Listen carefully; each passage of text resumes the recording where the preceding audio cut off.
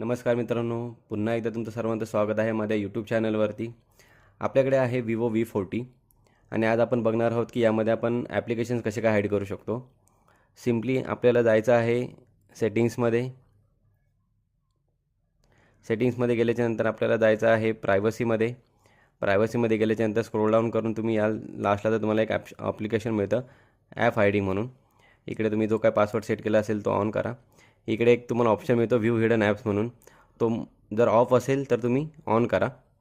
त्यानंतर इकडे जर तुम्हाला ॲप्लिकेशनची लिस्ट मिळते, जेवढे काय तुमचे ॲप्लिकेशन असतील मोबाईलमध्ये ते तुम्हाला सिम्पली जो ॲप्लिकेशन्स हाईड करायचे आहेत त्याला ऑन करा. आता सपोज मी हा एक ॲप्लिकेशन घेतो आणि हा एक ॲप्लिकेशन घेतो आहे. हे दोन ॲप्स मी हाईड केलेत. तुम्ही बघू शकता माझ्या स्क्रीनवरती ना कालने नाही किंवा ओला कुठचाच ॲप दिसत नाही आहे.